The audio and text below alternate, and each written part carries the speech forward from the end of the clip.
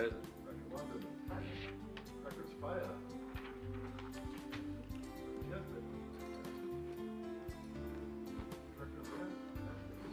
Vanessa. And I'm here. And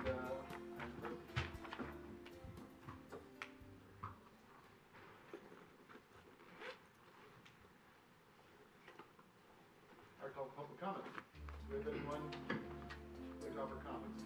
Bill?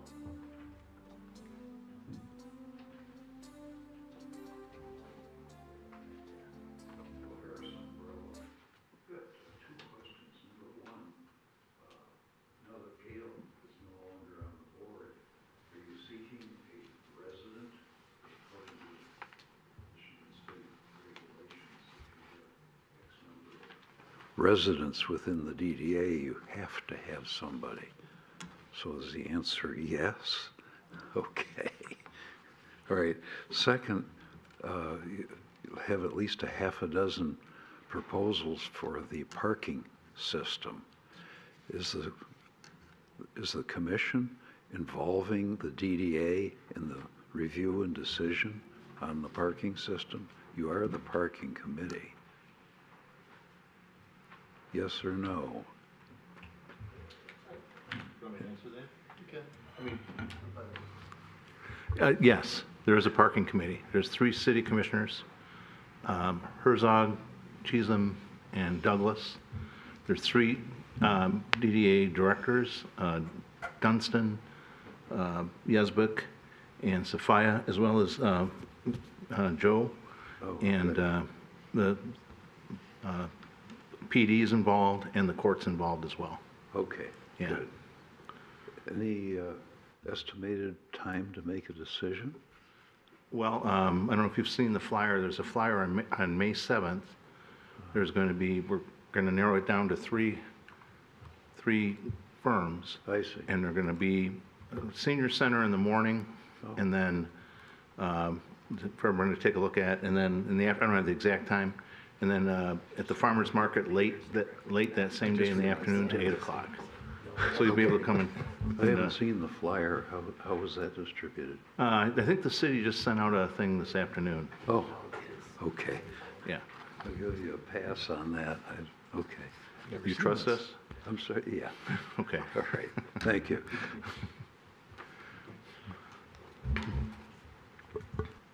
Is there anyone else for public comment? Please.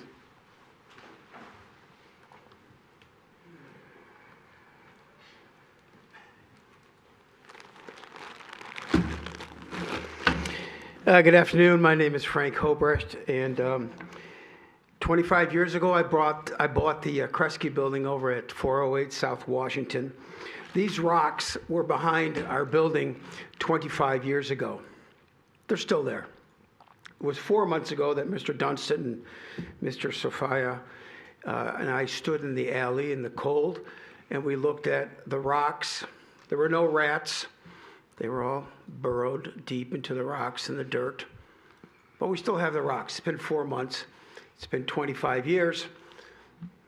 I was taken to court. Actually, I wasn't taken to court but I was threatened with court with Royal Oak City employee. Mr. Twain can tell you all about it. Telling me parking lot repair. It's a public alley. I spend over $1,000 a week in property taxes. Mr. Dunstan, you said that if we wanted the alley paved, we'd have to pay for it. Special assessment. We pay $1,000 a week. My neighbor probably pays $2,000 a week.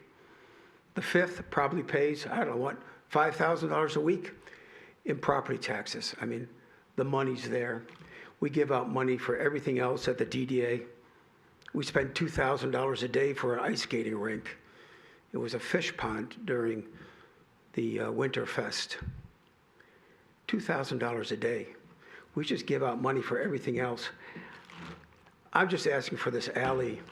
It's not even in the budget anymore. It used to be in the budget. 2023 it was in the budget. Now it's not. But it's a dirt alley. I wish any of you would have been out there on a cold January night when 3 people exited Lily's, celebrated their 25th anniversary in November. 3 people walked out the back door, and they just held on to each other for dear life because the alley was just filled with ice, and they tried to get to the parking deck.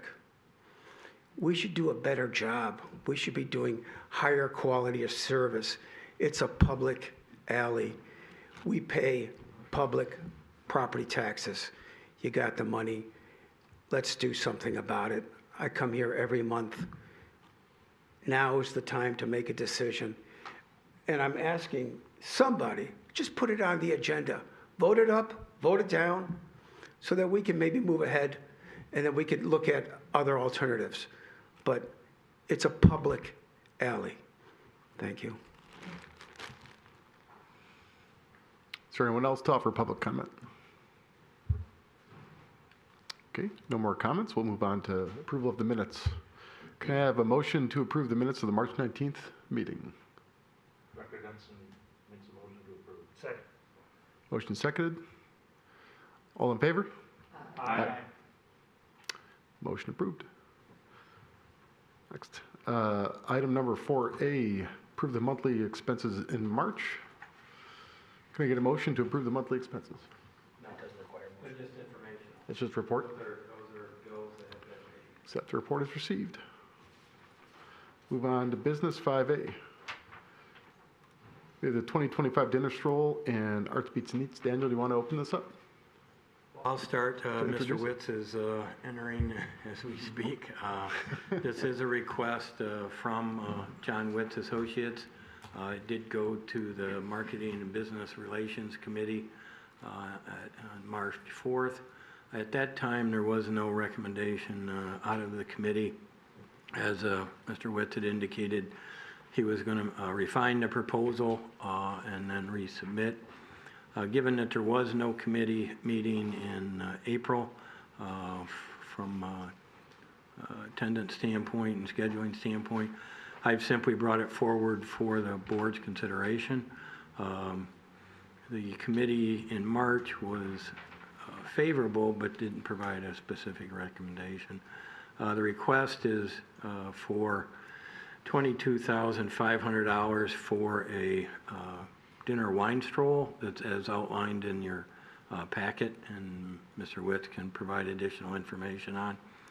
And then there's a separate additional request that's for $27,500 for a local restaurant funding support initiative that would help cover booth fees during Arts Beats and Eats. Again, details on that are included in your packet as provided by Mr. Witz.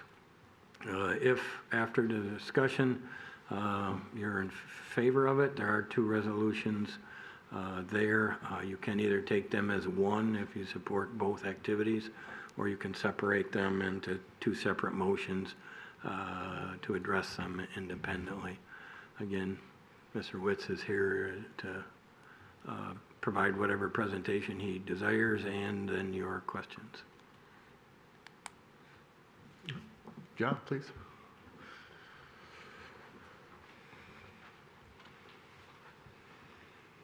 Hello, everybody. Let's start with the dinner stroll. So the dinner stroll was funded by ARPA funding last year. It was a kind of a beta test of an idea that everyone knows here, Stephanie McIntyre, who has history doing successful events. Stephanie mentioned this to me. I floated around to some of the local restaurants and brought it to the city as part of a couple ideas. This was funded from, again, ARPA, not through the DDA. That funding had been exhausted. There was a favorable experience last year. It sold out fairly quickly. I know at least one member of the board participated or experienced it last year, a lot of foot traffic, and it was on the Washington Street side of town. The event was budgeted at $15,000, being new, not knowing what it would take to advertise. We certainly realized quick efficiencies, very good outcome. Restaurants at the time kept 100% of the revenue, and we drew people from all over. In fact, I was asked by your board member, city manager, Mr. Gasich, to look at where people came from, provided that information. Only 17% of the folks who came were from Royal Oak, so it was really a nice representation. So we brought to the DDA, learning the efficiencies and the value. We proposed doing 4 events for $30,000 at the consumer marketing meeting, knowing there were some sensitivities on the budget. We came back with a plan to do 4 events for $22,500. The way we were able to do that is to do 2 events in the same night. So now we can have 8 restaurants maybe activated at 4 restaurants activated on Washington Street at the same time, and 4 operated off of Main Street. So you'd have that traffic going in both directions. And again, from a value perspective to the city, last year 1 event cost $15,000. Now 1 event would be costing $750 or some a number in that range. So there's really a great value from what we've learned. So that is the first on the agenda. The second, for the last 4 years, ARPA funding has supported subsidies to Royal Oak restaurants that have received a discount already. So there's been a 30% discount to restaurants, and this provided additional value. So a restaurant could get in extremely inexpensively. And I sent a list of restaurants that were supported historically, and so you should have that information. And I'll pose one question, at the end after everyone's asked their questions. But from the restaurants reported, I think it was $160,000 that was leveraged by the contribution of ARPA. So we came to the city and asked for $50,000, which included inflatables, including some catering expenditures that we made.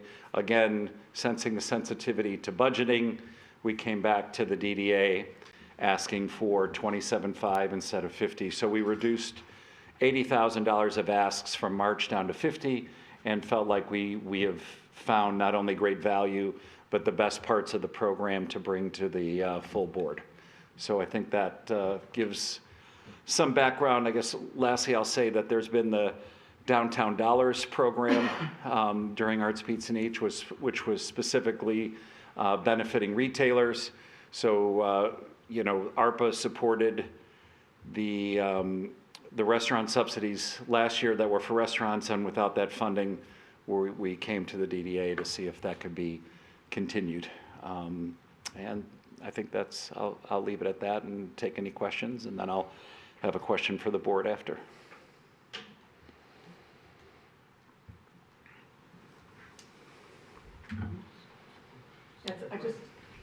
So the dinner stroll is a lot different. Before it was one each season, and now it's both in the summer. But there's 2 events the same day. There'd be 2 events on 2 different nights, so we haven't picked the actual dates yet. We want to get started. We'd like to do one late spring, maybe do one late summer. The idea is to do them on off nights where restaurants might be busier on Friday and Saturday, and the foot traffic in the city is stronger on Friday and Saturday, so we'll take a Tuesday or Wednesday, which is what we did last year. Well, there are dates on this proposal, and both are Thursdays. Oh, both are Thursdays. And both are in the summer. Yes. June and August. Non-weekends, so Yeah. that could be changed. We could propose different ones. I think No, I'm Steph. fine with it. It's just, it's not 4 events, it's 2 events. It's 2 events. Yeah, they're really each event is 2 separate strolls, so. I understand.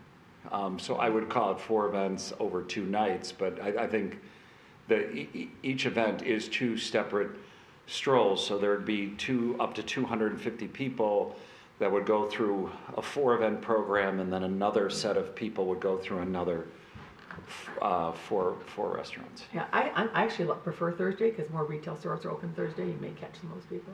Oh, great. Well, we can absolutely leave it there, and my apologies for. Have you looked at the Dream Cruise also being that week? I think the Dream Cruise is the 16th. Is there value in spreading that out rather than? Well, I will both? say, interesting, that's a really interesting question for this reason, that I think a lot of folks, especially restaurateurs, have felt like Royal Oak has been left out of the downtown really hurts during the Dream Cruise. and that the traffic has not been strong in the downtown during that time. But I do think that's something we could raise with restaurants directly. I mean, that's something we would do immediately as part of this management process, is to meet with restaurants, get feedback from last year, see who wants to participate, and get the best ideas. But we can absolutely ask the date and see how people feel about it. But we're certainly not afraid to go after the Dream Cruise. But to the point of the question, it should be considered that if we had that many people outside of the city, this was meant to be off, so sorry, that if we had that many people outside of the city, that the Dream Cruise could actually scare people away from coming there. So I think it absolutely, the question has to be vetted, and I would ask that in approving the resolution that there just be flexibility on the dates, just to be within those, near to those timeframes. I don't know if, I would also be interested in Daniel's feedback on what you think it would work on during Dream Cruise, and whether, if you would not agree that it's a little slower. That's a Placer AI question right there. That is definitely a Placer AI question, but That's a Thursday, Dream Cruises. Well, we can get data. I think Exactly. I know, but it's not Saturday. anecdotally, businesses would say that Dream Cruise weekend is slower here. Yeah. Um, But at least we get the can do bike more across. surveying if the board would like as well. I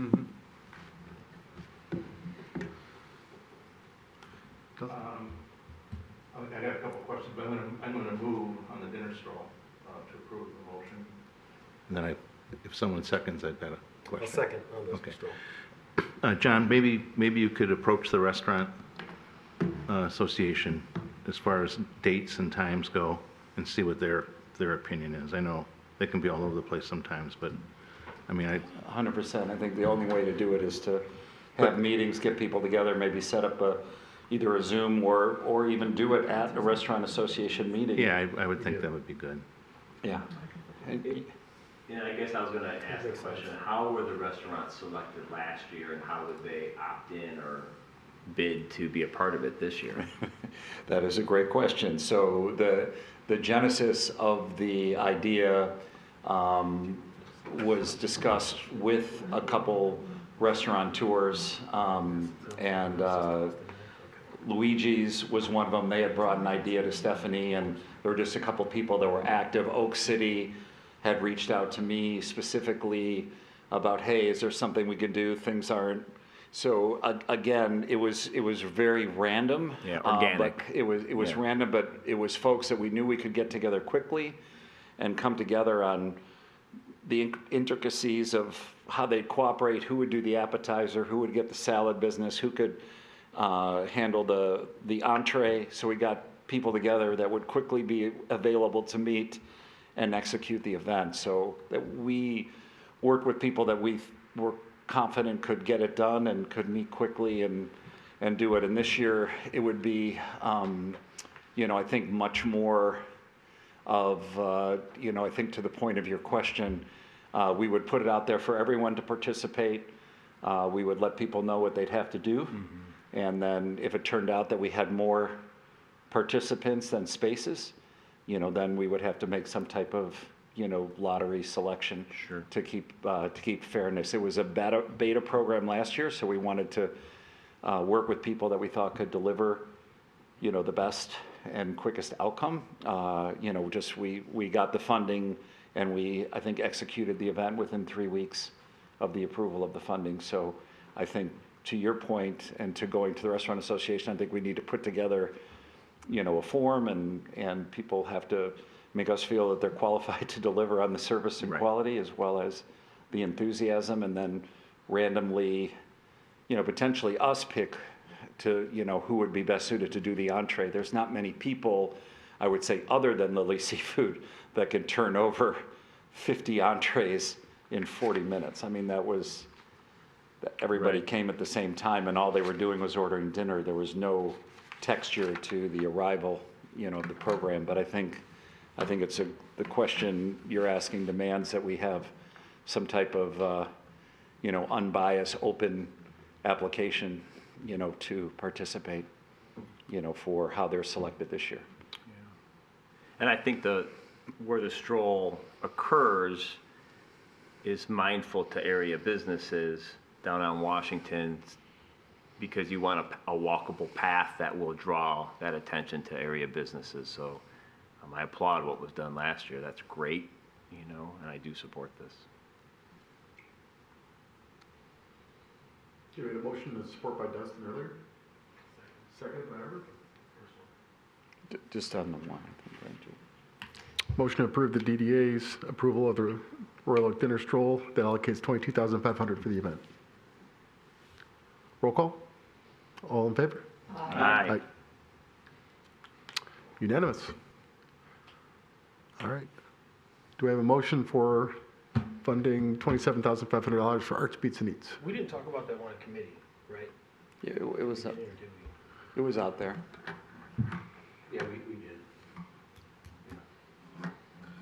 I mean, so we can talk about it, I'll make the motion to approve. If we covered it as committee, then yeah, I'll second it then. Comments? Yeah, you second? Yeah. Okay. So, John, can you tell us how many, it says 13 Royal Oak restaurants, was there 13 last year? Is that what we had? I thought I'd print this out. I have it. I think you've got it here. I have it in an email. There was 1, 2, 3, 4, 5, 6, 7, 8, 9, 10, 11, 12, 13, 14 Royal Oak businesses. 4 of them were outside of the DDA district. Okay.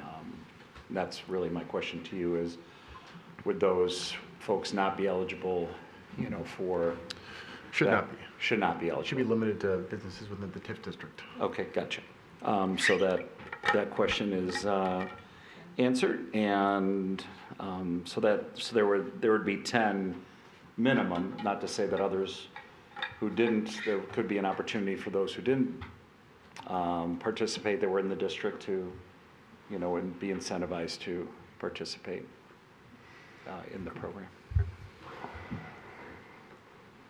And since I'm a newbie, I'm going to ask just to refresh. This gives them a discounted opportunity to be vendors and participate within the footprint? Correct. To participate on the streets in addition to what they're doing in their business, and it led to significant business for them. There's already a 30% discount that was provided off standard pricing. I sent a report on that to the committee on how that worked, and then what the final pricing was for those that participated.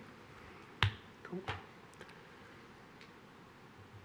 Does the Arts, Beats, and Eats collateral spotlight the businesses? I'm again new, so I'm just getting caught up.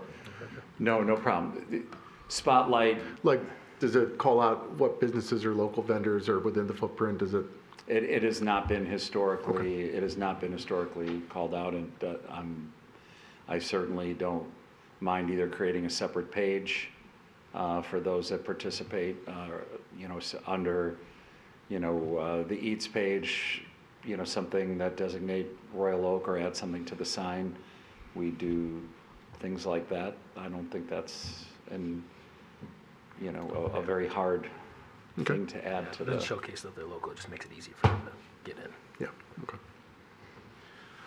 I just make a comment, it's not a question, but the restaurants need help bringing Arts, Beats, and Eats, and the retailers need help bringing Arts, Beats, and Eats.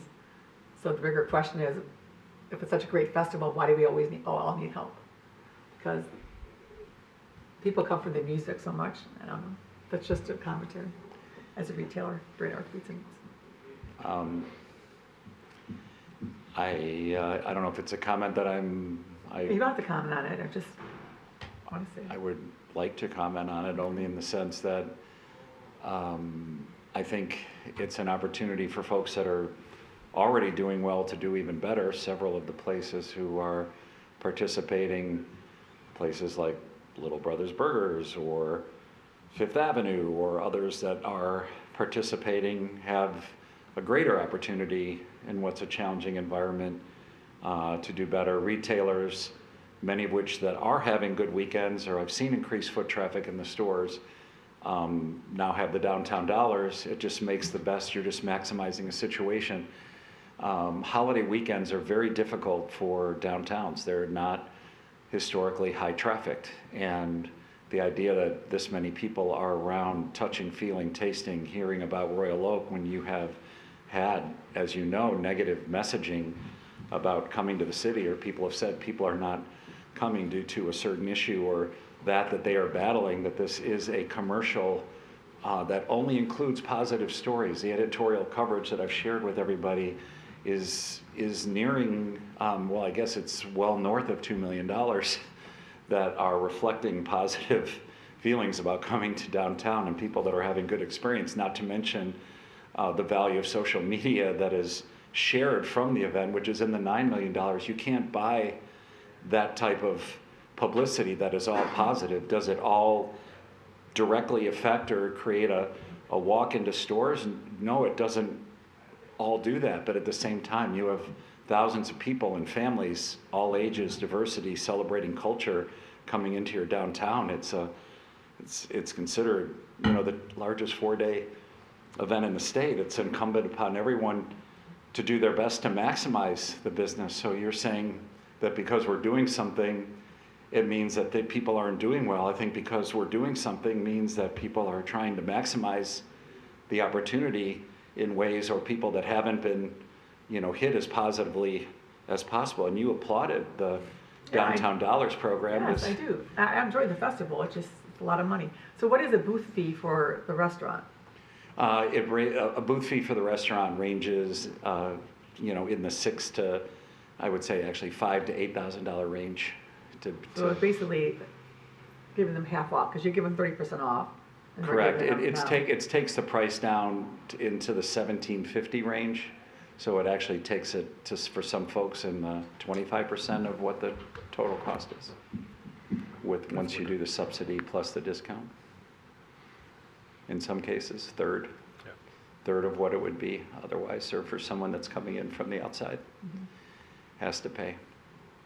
And again, just to give some context, the total festival fixed budget is in the $3.1 million range, so it's not, you know, this type of a fee is not uncommon, and folks from outside the city obviously are willing to pay it because we are at a sellout situation on the food side.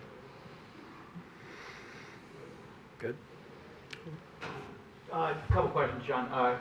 Has the DDA subsidized restaurant booths in the past, ever? No, and the reason it hasn't happened is because the city had done it for 4 years out of the Rescue Act funding. Okay.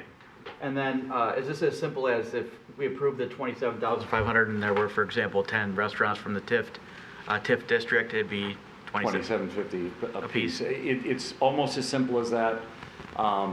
There might be someone who's in a more expensive location that might get a slightly higher stipend than someone, but that would be the average. But it is that simple, and it's as simple as 100% of the money would be given to those restaurants. I mean, it would be 100% would be utilized. That was my question. If you would give a restaurant that was choosing a more expensive booth or area, or however that works, if they would get a bigger portion of the subsidy? Correct. Or if Slightly, all 10 would get the it same? would just slightly. We just rounded out to fairness, and again, I sent, I think, a specific email to Tim that just outlined how those variances worked in 2024. Gotcha. So that, I mean, I think I have it. That's all right. I was curious just generally. Okay. Any other comments, questions of the board? I just want to answer Mark's question in this simple way. They range from 1,500 to 2,000. That's how small the variance was with the 14 restaurants last year. Okay. Thank you. Okay, we had a motion supported, so I'll take roll call. And I will go by individual. Dunstan. Threw me off. Keith. Yes. McClave. Yes. Progresso. Yes. London. Yes. Vanest. Yes. And yes. Cool. Motion passes. Thank you, Mr. Witz. Thank you, sir.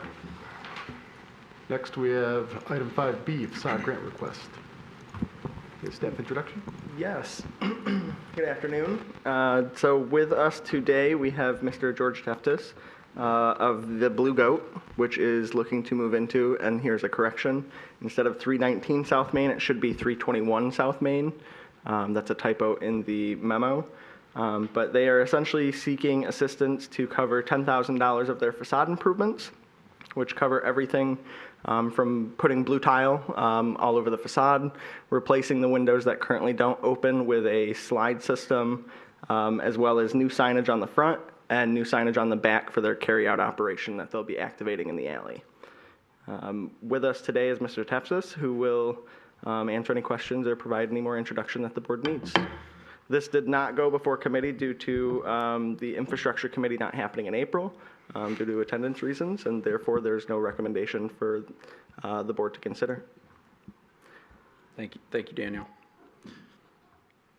I'm sorry, I don't know where to begin. My name is George Tefsis. I'm the owner of the Blue Goat, and we are seeking a facade improvement grant to, as you can see, clad the entire facade in a beautiful blue tile I've brought with me today. We're also changing out the window system and, as Daniel said, adding some signage to the building as well.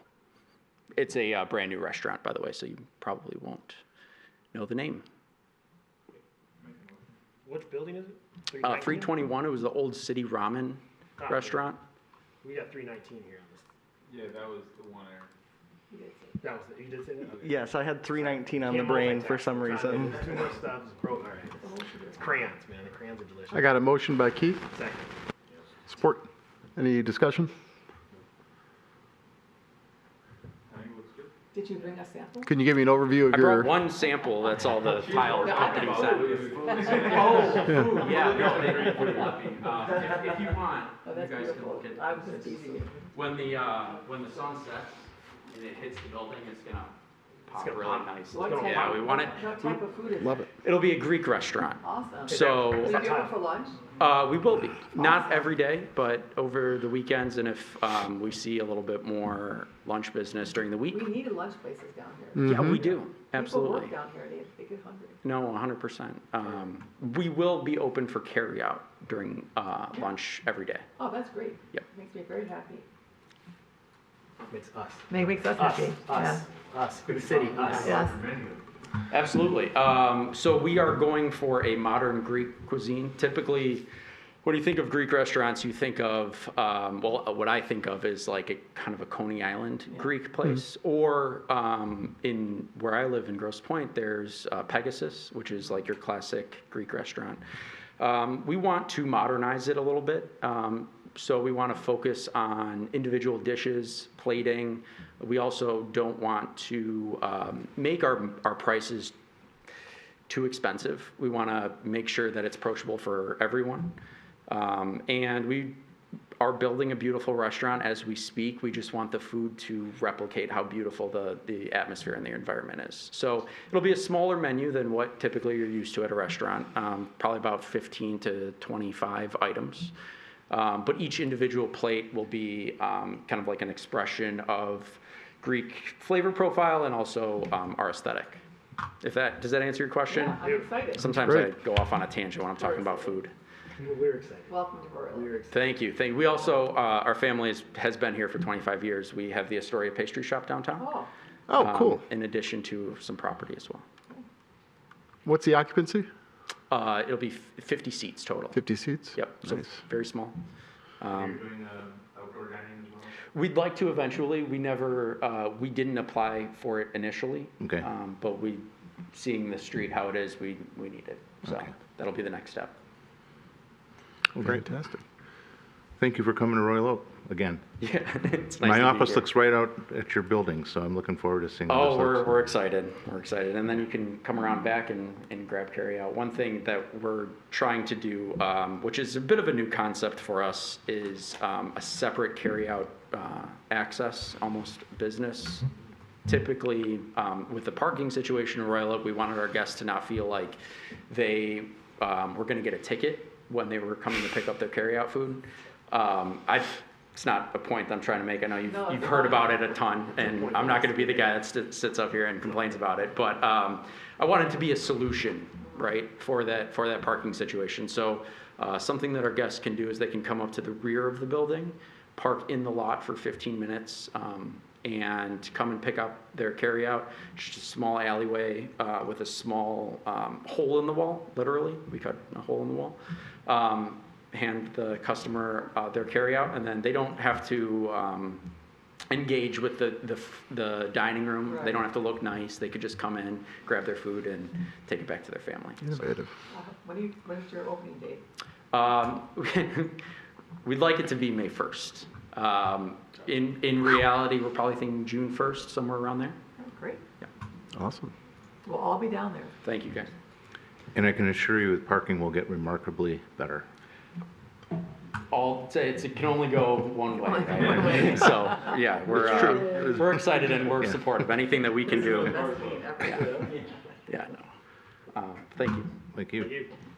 I got a Here's your motion to sample. support the facade grant for 321 South Main Street as a reimbursement amount not to exceed $10,000 or 50% of the actual project cost.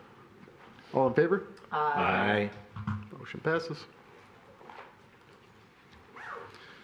Next up is 5C, commercial video production, ATIC? Optic, but spelled Optic. interestingly. That's weird. I get it. Yes, Optic. So working with the Marketing and Business Relations Committee this year, back in the fall, we reviewed a proposal from our previous vendor for commercial production. The committee did not like the services offered for the price point, which was the entire $40,000 budget, but that firm was not offering talent, voiceover, music, any of the things that make a commercial what a commercial is. So Effect TV recently, our Comcast advertising partner, connected me with another operator that is in the same field. After meeting with those folks, they've provided a proposal which is attached to this memo, and additionally asked about the upcoming fiscal year, so they've also included a proposal for the next coming year. Of this would be the 4 commercials in the current fiscal year, 2 commercials in the next fiscal year, including talent, makeup, style, editing, a hard drive with every single asset that they shoot for us so that we can use it after the fact. And then additionally, this comes with discovery. So they would work with the Marketing and Business Relations Committee to take the themes that you've already said, which is like attracting entrepreneurs, excuse me, attracting C-suite level offices, renewing the holiday commercial, the general Life Now Playing, again, a message in the fall on parking, any number of these things. They would work with the committee to fine-tune what that message is, create the storyboard, shoot the commercial, get approval from the committee, and then basically renew our stock of commercial assets. So cheaper than before, and all of that's included? Technically cheaper than before, and all of that is included. Motion for both. I support. That's official motion. That's easy. Next. Got a motion of support, and I'm looking for the actual, oh, there it is. 1 second.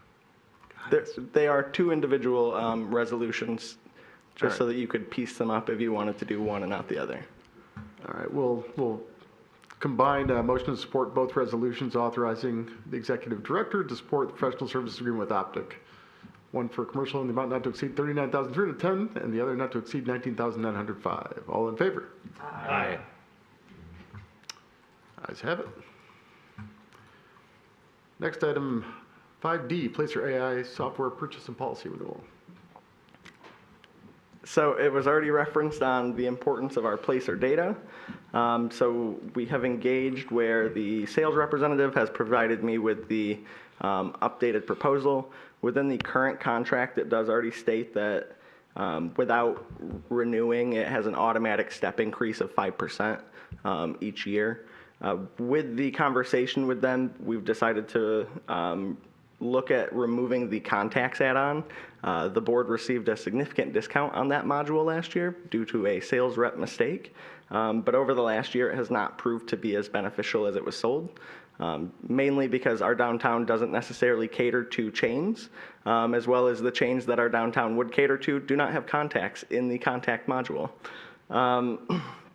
Additionally, as part of this package is an additional user access. So part of the agreement for getting a discount last year on the overall package was that the DDA accepted that there was one user access. So with this renewal, there would be 2 user accesses for staff. And then this would run from April to April. Part of this is also the policy that the board put in place last year that is attached on page 3, essentially where staff provides you a quarterly visitor report that is included in this agenda for first quarter of this year. And then we also offer that to businesses interested in moving into the district. Over the last 12 months, I have provided about 6 different reports for businesses that were seeking locations downtown, specific to the location in downtown.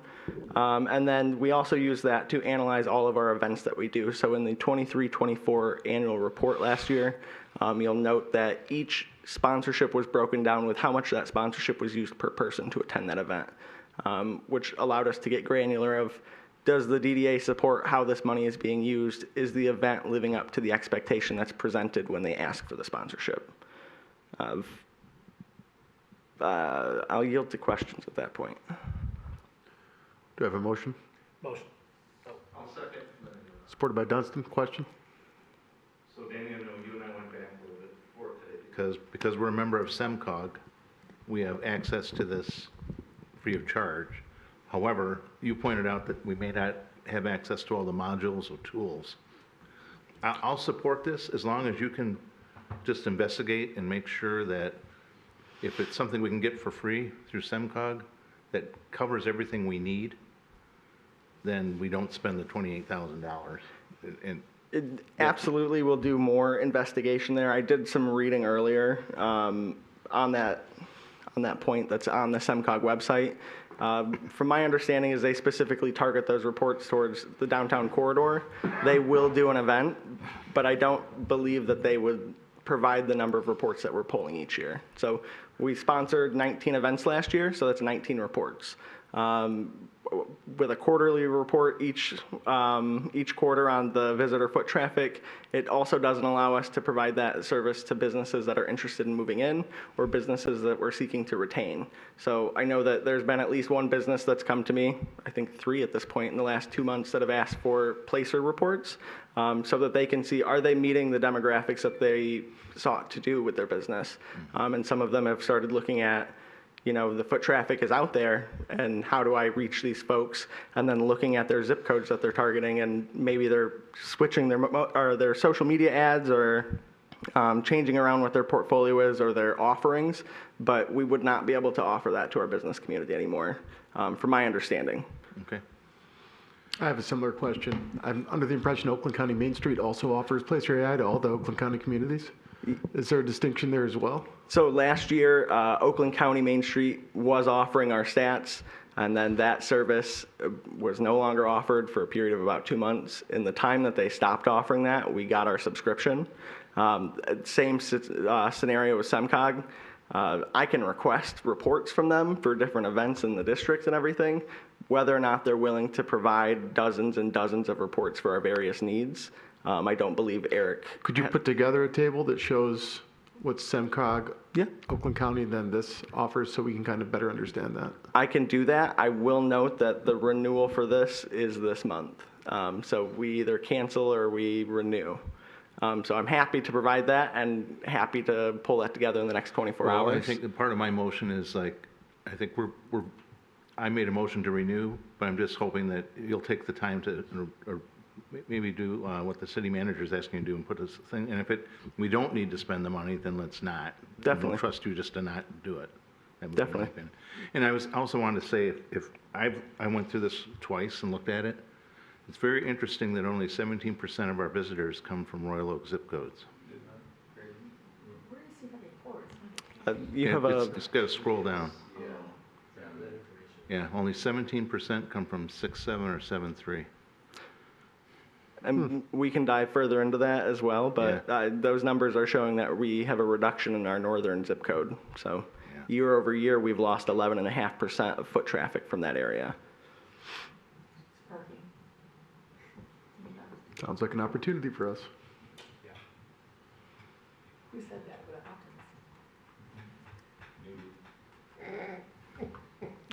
I'll will you guys to it. Well, we were waiting for you. All right, do I have a motion to, I do have a motion to support. Motion to support the renewal of the Placer AI license with comments accepted by Commissioner, or Director Dustin and I. Is this amended as? I don't think we amended it, did we? I didn't really amend it. I'm just counting on Daniel. Due diligence will be Yeah. done to make sure that Yeah. the money is worth it. We're authorizing it, and if it doesn't need to be, I guess I could say that, authorizing him to spend the money, and if he doesn't need to, then he won't. And I'll report back in May as well as to what the determination is there. Sounds good. Motion to support expenses to renew Placer AI in the amount of $28,350 annually, and authorizing the Executive Director to execute the attached amendment. All in support? Aye. Motion passes. 5D, Operating Fund Budget, fiscal 26. This budget is put together in the same fashion that the city requests pursuant to the statute. The operating budget is the budget that is generated from your millage levy that is not captured by the TIF district. So its revenue hovers around 50 to 52,000 every fiscal year based on millage levies that are adjusted or renewed or come off the rolls, as well as the taxable values of the properties within the downtown district that are not in the TIF district. The suggested resolution is a standard resolution every year that would cover from July 1st, 2025 through June 30th, 2026. You will see the various line items. They line up with the account number, a brief description of both the revenue source as well as the proposed expenditures. As I said, it hovers around 52,000 for property tax revenue. You also get some interest based on the fund balance, which the last audited year was June 30th of 2024. And you had a fund balance of 122,700. Expenditures are primarily, as the fund says, operational type items, wages and benefits, office supplies.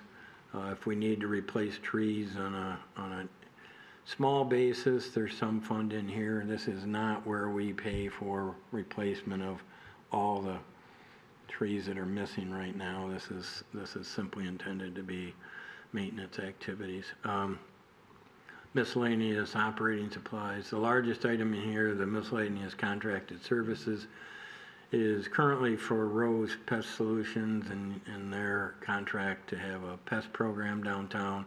And then the bulk of that 15,000 is to clean the Marshall Frederick sculpture. It runs around $11,000 a year. And then the rest of it is training, travel costs, and the requirement for various legal notices and advertising. So you'll see the revenue is significantly less than the expenditures in this item. That's on purpose as we've adjusted some of the wages and benefits to go into this fund in order to pay down the fund balance and to get it down to a lower level. You could adjust that again back to the wages and benefits back to the development fund next year or the year after, depending on what your fund balances is going forward. But this is the suggested operating fund budget. If you're in agreement with it, as I said, there's a suggested resolution in the cover letter. Motion for suggested resolution. Do I have support? I'll support that. Move to accept the FYE 26 operating budget as presented. All in favor? Aye. Motion approved. Item 5F, Development Fund Budget. fiscal 26. You should have gotten a revised email that I put out for your consideration, and then I also printed a copy of the revised document and handed it out today. It should be in front of you. Primary things that I would point out in there that have changed on the handout are highlighted in yellow, so those are there. Again, this budget is set up similar fashion of city budgets. The first column is account numbers, then the brief description, and then the proposed dollar amount. Again, revenues are identified.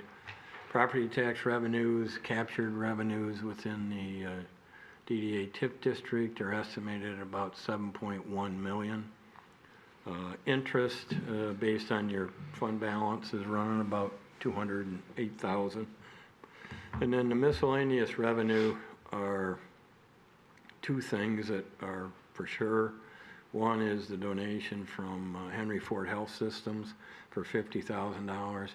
That's actually an agreement with the city, and then there's an agreement with the DDA that would pass through to the DDA, and the DDA would take care of the maintenance of Centennial Commons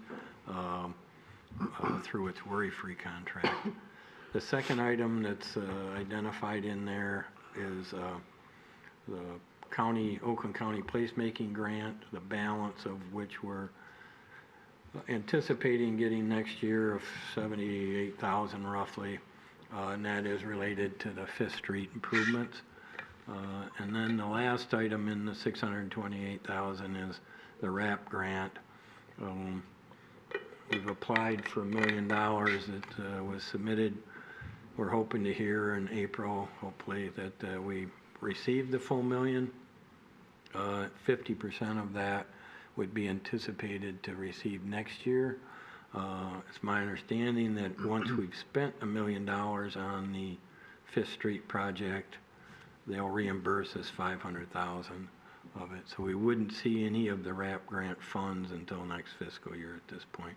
So you'll see the total revenues based on those items and assumptions is 7.946 million. Under expenditures, you'll again see a variety of items that wages and benefits, operating supplies, contracted worker services. There's nothing that we've contracted with specifically at this point. It's a placeholder in case you need to identify a study or something you want to have done. Contracted legal services, you haven't used your retainer for the attorney in several months, but again, it's an allotted item. Audited services are the city's, we're covered under the city's audit, and there's just charged through, and that's same with the property and casualty insurance.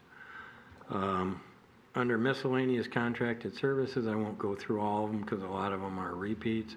The one I would point out, or two that I would point out that changed on the handout, there are replacement parking system for MPS based on Saturday's work session with the commission and discussions with the city manager. It appears that that replacement system will be covered by ARPA funds. So I've taken that 1.5 million and reduced it to 0. So DDA would have no participation in the replacement system. I've also added, there's 50,000 in for the mural program. So that's the biggest change under the miscellaneous contracted services. And then you can go down to promotions, special events. A lot of those items that I've included under there are either contracted items that continue into next fiscal year, or items that the board voted just in March at your March 19th meeting to include and extend in the next fiscal year, so they're included. Two of them in yellow, the dinner stroll and the Arts Beats and Eats local support are highlighted in yellow, which you just approved today. Business development and some of the advertising promotions are items that Daniel has brought forth regarding contracts with outside advertising agencies, the video contractors, and some of those things.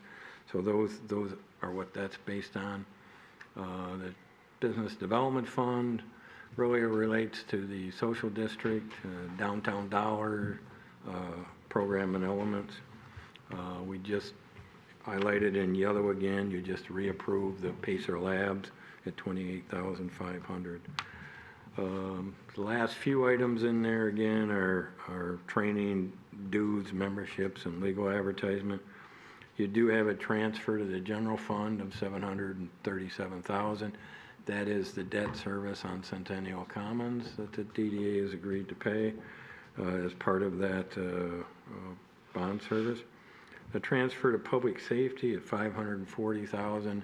There is no agreement to cover that. It's just the DDA has, on an annual basis, allocated those funds to help with public safety activity in the downtown. Now, probably 8 years ago, there was an agreement, and it was based on 3 officers' time to help cover with downtown. But there is no agreement in place currently that obligates you to provide that. The transfer to the auto parking fund of $1.289 million, you have 2 different items there. One is a debt service agreement for the Center Street, 2nd Street deck, the new one, that you are obligated under that bond sale to provide roughly $586,000 annually based on the debt service schedule.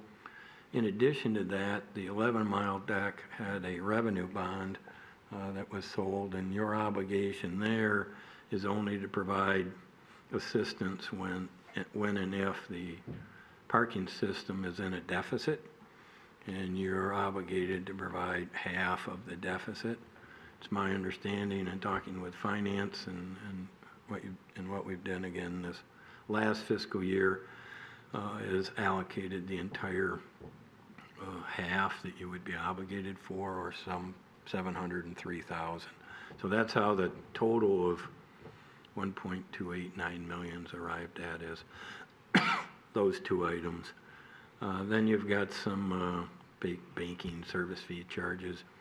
The miscellaneous expenditures, the DDA has a reimbursement agreement with Trailhead LLC, which is the site that includes the Hyatt Place Hotel. It also includes the buildings adjacent to it and the parking lot behind it. Your obligation there is to reimburse them for some of the public improvements that were done there for a 10-year period, or capped out at $3 million. Off the top of my head, I want to say you probably have 4 years left, and it looks like based on the dollar amounts, you'll hit $3 million right about the same time you hit the last year, if nothing else changes. The next one there, the Hazelton at 222 East 6, is the project that isn't quite finished, and you've seen come for you for extensions the last couple months. It appears they will have their shell and core occupancy shortly, and after that I would anticipate next fiscal year they'll ask to start the reimbursement. The $300,000 is a guesstimate, where the other $370 has been running about that every year. The last item there is the placemaking improvements at 5th and Plaza. If you look at prior year budgets, that was included up under miscellaneous contracted services. The finance division would prefer it be identified in the account number there. So just in order of account numbers, it moved to the bottom. That $1.825 million is based on current estimates from Police in Vanderbrook, based on scheduling the project in phases, and also potential funding. Obviously, if the WRAP grant comes forward, if the bids come back at a very favorable dollar amount, you can adjust your budget going in next fiscal year sometime to potentially do more of the project next fiscal year. Because if you look, you'll see that you're potentially overspending next fiscal year. Your fund balance is over 2 million, 2.5 million. So potentially you could adjust that Fifth Street Plaza up once we've received the bids. And we're hoping to get the final construction drawings and bid packet here in the next month or so, so that it can get out for bid. With that, there is a suggested resolution if you're in agreement with the budget as presented on the yellow, on the handout, on this sheet, not what's in the packet. Is this your last budget you've done for us?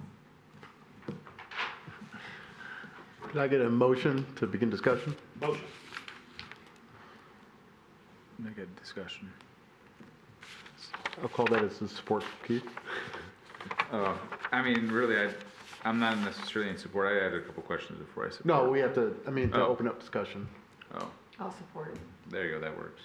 All right, Director Keith. Actually, I'm sorry, I want to provide a little context from the commission's meeting on Saturday and also what I presented.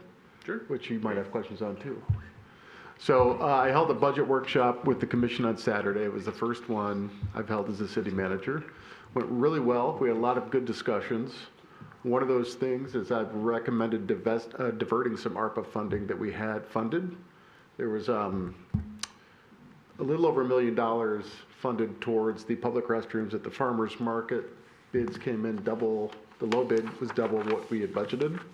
Rather than raise the amount, I'm recommending we go back to the drawing board. So we officially turned down those bids, and I want to repurpose that fund and prioritize it towards the parking transition, which I think works really well because the commission's, their top priority of emphasis at least was this Fifth Street Plaza. So if that comes in, they want to make sure that the DDA feels fully confident in backing that project and the vision, and funding the parking transition is a way to do that. So they feel good about it, we feel good about it. Secondary, they did have a request that the DDA near the Fifth Street Plaza, the little playground behind the parking deck on 6th Street. So DPS is removing that. That playground was installed as a negotiated settlement with the residents when the deck was, that was a give back to the residents. So the residents are not happy that that playground is being removed. It is a danger. So we are removing it. They were talking about restoring it to green space. There's a strong interest from the residents to put something back in there, but we don't know that the same playground makes sense. Anyways, so the long and short of it, my suggestion was, and I think this would be a pretty cool programming opportunity, they would like the DDA to fund essentially a design charrette for that with the residents to activate the park. You could install some kind of family area there, but I also think we have an opportunity to use those winter black cabins, put them in that space, especially if Fifth Street Plaza becomes a thing. And, you know, as a parent myself, I could see subleasing some spaces for downtown businesses to sell coffee, sell pastries, sell something there.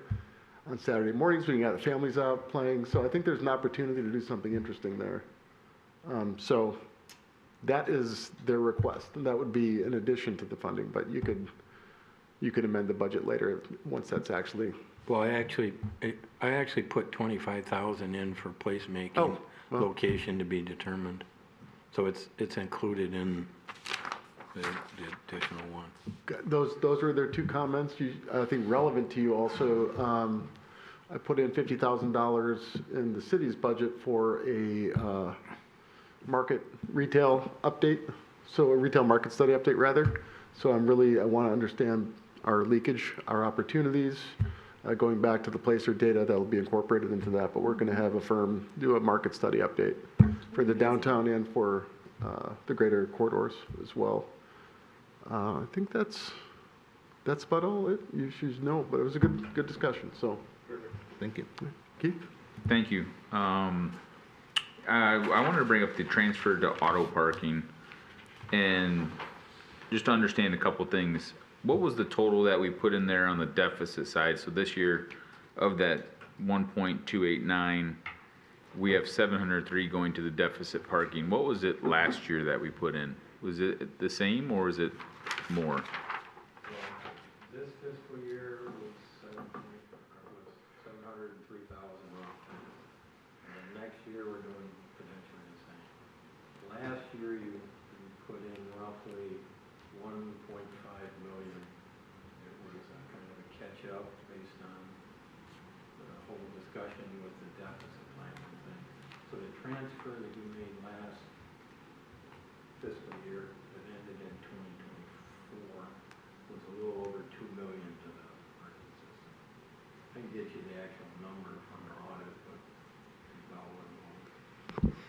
So then that number obviously has gone down to where that and this would be our last effort of all of this shenanigans since we're bringing in the new parking system? Well, I'm not gonna say it's the last time that the parking system will be in a deficit. I don't know that. With our current contract, I guess.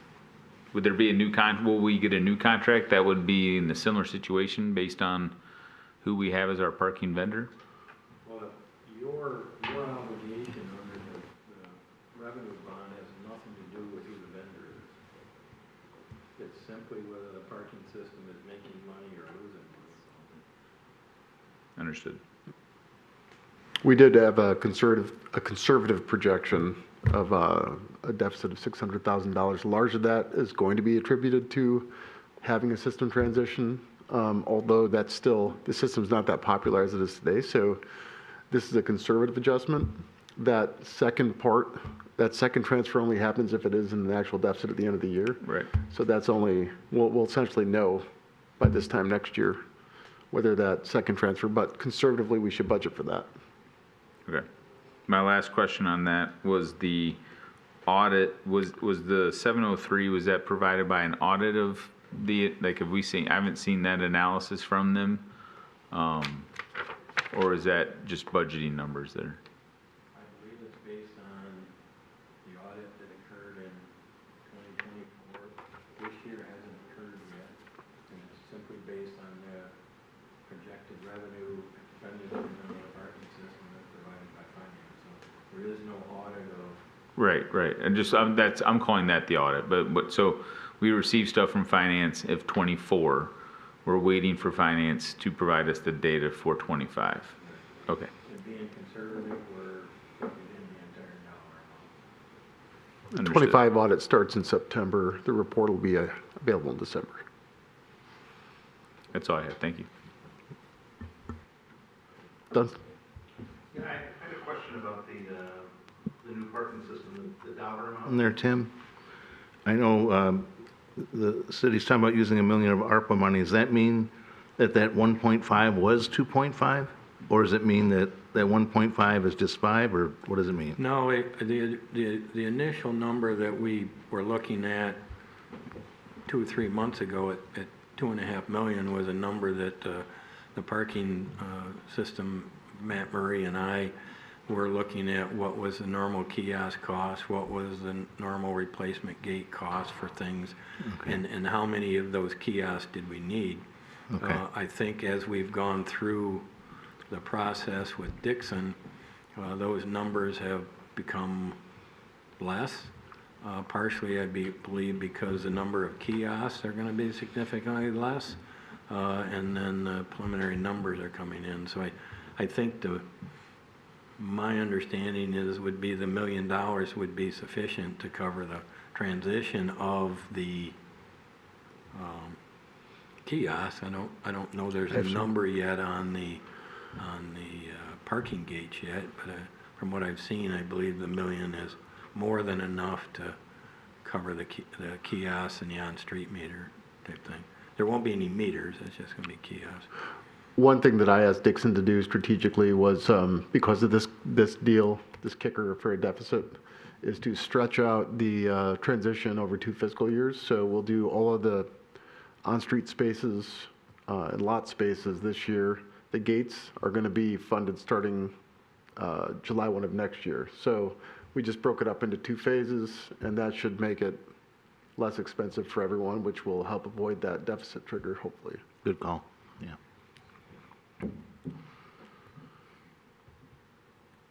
I just had a question on the transfer to the parking.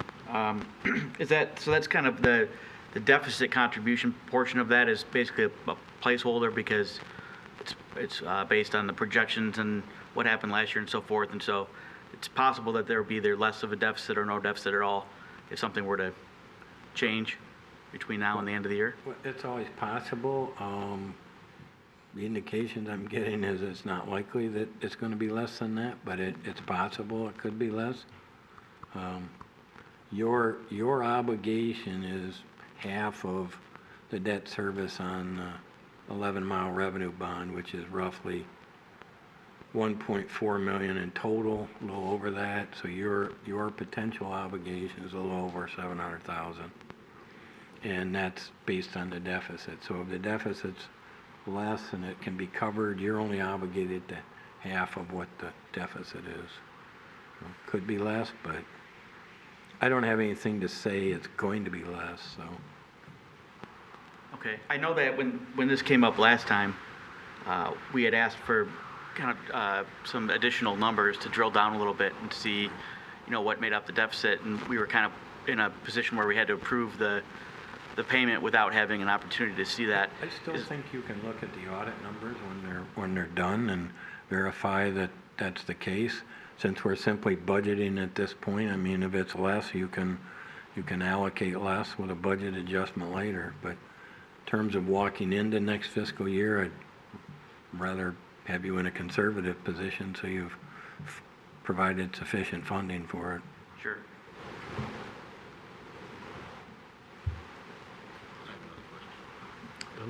Is it difficult to monitor that fund, like, on a quarterly basis, so that we don't make a decision on a budget item and then find out 3 months later that, you know, we're going to be hit with a deficit that we have to help cover?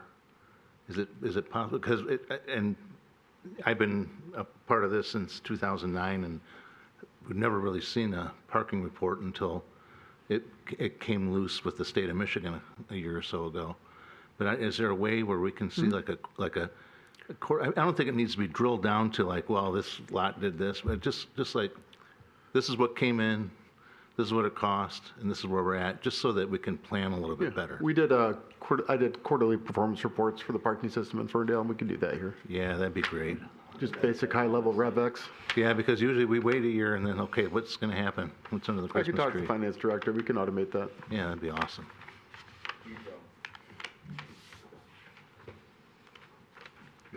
Any other questions or comments?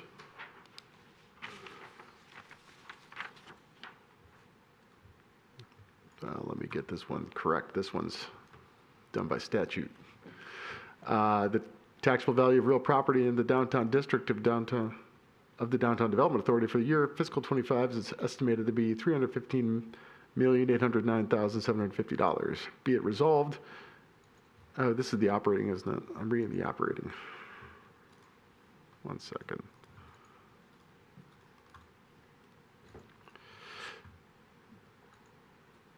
Be it resolved, the fiscal year 25-26 development fund budget be and hereby approved. Can I get a motion of support? Motion. All in favor? Aye. Aye. Be it further resolved, the budget must be submitted to the City Commission for review and approval. Motion. Motion. All in favor? Aye. All right. 6, reports. DDA Earth Day sidewalk sale. 6A. Just informational item from my end, unless you want to add something. So just to touch on the Earth Day sidewalk sale, this is something that was birthed out of several retailers coming together and approaching and asking, we want to do a sidewalk sale, but none of us can pull a permit without spending $100 each. And so traditionally the DDA has coordinated sidewalk sales for retailers. And since the retailers did all of the work to organize and plan this, we worked with them to kind of push this forward, and we're going to be marketing it as come to downtown Royal Oak for Earth Day weekend and shop sustainable products on sidewalk sales. So their sidewalk sales devoted only to sustainable materials. And then the second report is the first quarter foot traffic report from Placer AI for 2025. On this, I put a cover page for you just so you don't have to mire down into every single graph in there. But some top level things being 851,000 people visited in the first quarter, on average 2.5 times, for a total of 2.2 million visits just in the first quarter. If we look at a top level, this kind of stays in line with our 8 million visits a year that we see, 8.1, 8.2. And then you'll note that I dove in deeper on the zip code origins. So we improved in the first quarter year over year on our local 48067 zip code, which is the southern portion of Royal Oak, including downtown. And then we lost about 11.5% year over year from our northern zip code, 48073. Same trend for adjacent zip codes, Oak Park, Madison Heights, Birmingham. Director London mentioned that this could be due to the qualitative, the parking issue, a number of times on social media, as well as we've done our community engagement, we've heard, I'm not coming back until the parking changes. And so that is why earlier I referenced focusing on building trust with local zip codes in the commercial production, as well as pointing our messaging of we've improved the parking, come on back sort of thing. Additionally, in here, I've talked a little bit about the nuanced differences for context. So one thing that restaurants and bars pay attention to, March Madness lasted a little bit longer for us in this state this year. We had 2 teams advance farther than we had last year. The temperatures were different in January and February, significantly colder this year, which always leads to a reduction in foot traffic for Royal Oak. And then just generally the economy as a whole. Many people are waiting and watching to see what happens next. So we'll keep an eye on these stats and blow the whistle for significant changes in either direction. Before you go in to consider adjournment, I did pass out one other item today, and it was based upon a meeting that had earlier today.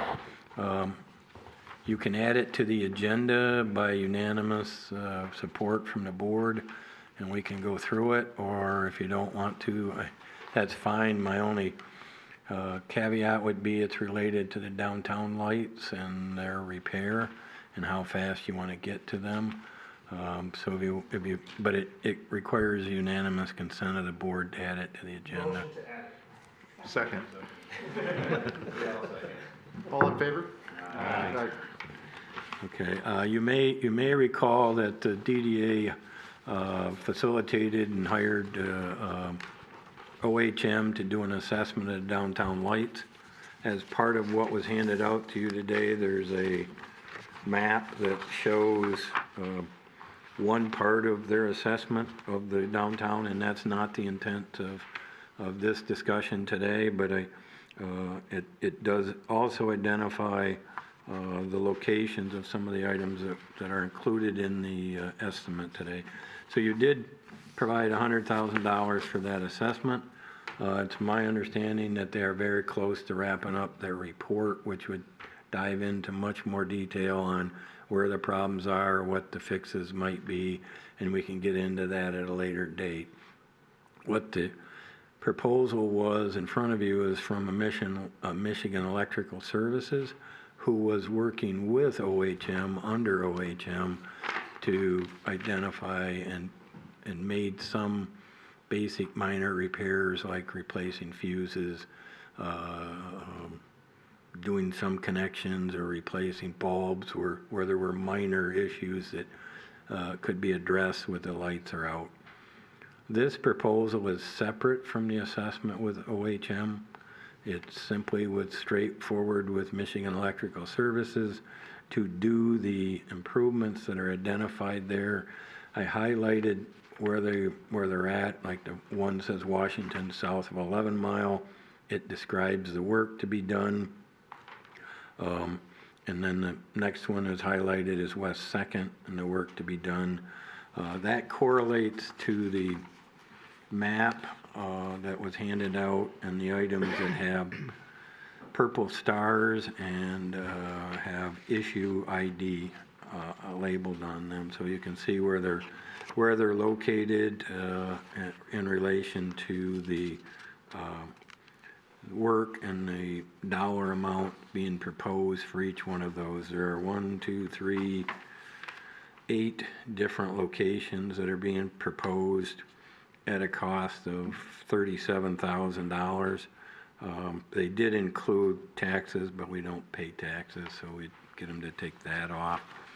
We met with OHM today and the city engineer and with the city electrician. They all believe this is a very reasonable proposal for the work. If the board is of acceptance to move forward with this, I did also attach a potential resolution to the back page for the DDA to consider.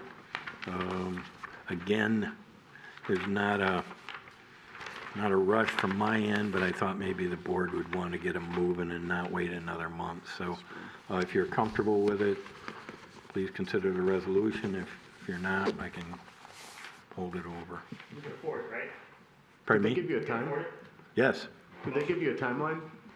When the work can be done or started? I don't have a timeline to start, but I haven't had a chance to talk to Michigan Electrical Service since this meeting this afternoon. I went from it to this one, so I don't have a timeline, but I assume we could get it going because they're in town working with OHM. I mean, they're working under OHM. This just happens to be a separate direct contract, so my read is they'll get right at it. Motion by Arbor? One question. On the map, it also indicates that there's 89 bulbs now working. Has that been resolved? That it doesn't seem like that is included in this? Is that addressed, I guess? The bulbs. Well, the bulbs they're doing as they go. Okay, so they're being, okay. Yeah, That's all. I was just making, I figured they would be doing that, but I wasn't 100% sure. The fuses and things that were minor issues, they've been addressing as they went. These were bigger issues that they thought they could get to separately. There will be more issues when the final report from OHM comes out, but that you're gonna have to spend some time on. Perfect. Okay. I have a question. Tim, the scoring, is that kind of just what you were talking about? Like, the light might be working, but the outlet might not be working or something? Yeah, I included the map just to show you what their coverage was and what the report's gonna generally. I would rather have OHM come and explain their scoring, their byproduct, and have the whole assessment for you to go through it. But yes, their scoring chart is related to total number of lights, how many are working, what's not working on them. And again, you'll get a report that says by segment what the issue is. Does that segment need to have boring and new conduit, which is going to be the expensive type activity. So there's a lot of items on this map that we'll get into on the assessment when it comes through.